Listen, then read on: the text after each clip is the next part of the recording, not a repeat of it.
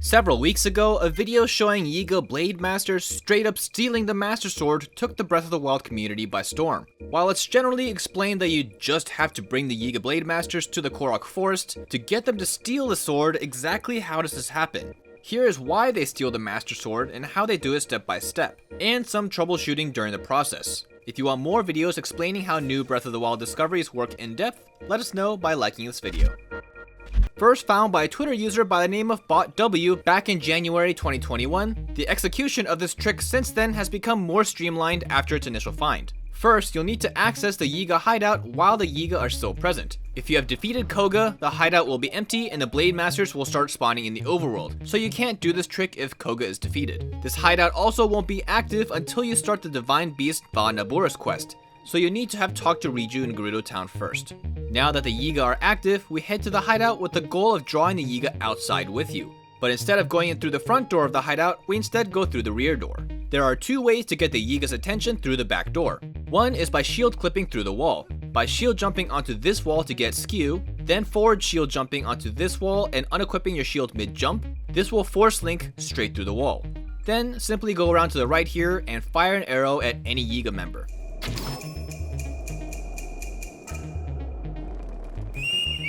After they are alerted, head back and climb up the left side of the secret door, and you're out.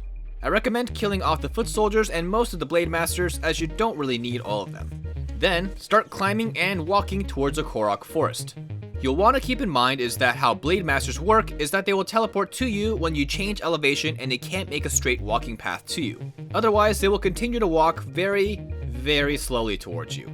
So, before you walk the entire way to the Korok Forest this way, which is agonizing, I'm going to suggest using a different method. The better method is first acquiring the Moon Jump glitch. By going to the mounted archery minigame, then mounting a wild horse and staying on it until the timer ends, you'll acquire Moon Jump. So get the glitch first, then teleport to the tower or use a travel medallion here if you don't want to walk all the way to the door.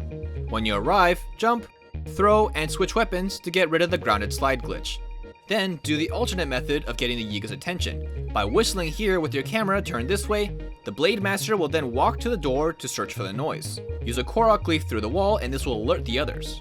The difference with this method is it's taking advantage of the teleportation trigger. By moon jumping 5 or 6 times then falling back down, they'll have think you moved on to a new platform, triggering them to teleport to you, which is much faster than the previous method. You can even loop this several times, just by jumping a couple times as it teleports to you.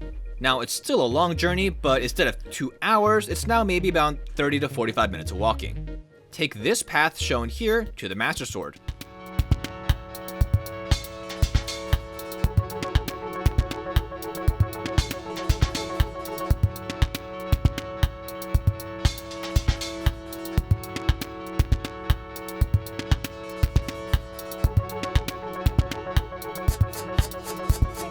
A couple tips as you're traveling, you'll want to keep Majora's Mask on to reduce random encounters, and you'll want some decent weapons to keep annoying baddies at bay. You'll also want a good understanding of the pros and cons of Moon Jump, such as normal walking speeds in snow and sand, which is great, but also the drawbacks of bumping into anything or stepping up a curb. You'll be completely stuck at walking speeds, which is a prime time for a Blademaster to one-shot you.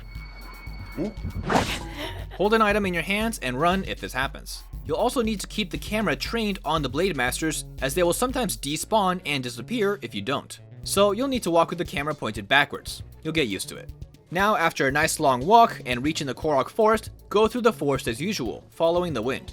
It's extra important that you don't mess up this part, as getting lost in the fog will ruin your run.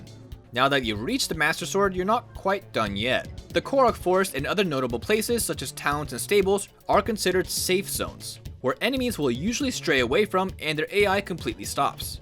To navigate around this, we take advantage of the Blademaster's need to confiscate everything in sight, by dropping a bomb in front of them and making a breadcrumb trail to the Master Sword. Once it's close enough to the sword, they spot it and consider it as any other dropped weapon in need of confiscating. And voila, it will approach it and steal it.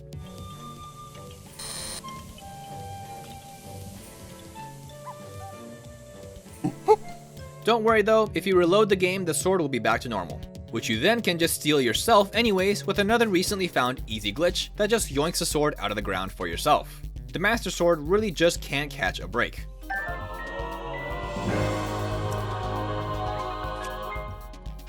Now you know exactly how this process works and what you need to do it yourself. If you're curious about other things you don't know, or want more breakdowns, check out our Breath of the Wild Experts series playlist, showing you new and interesting things. And for everything else gaming, stay tuned right here on GameSpot.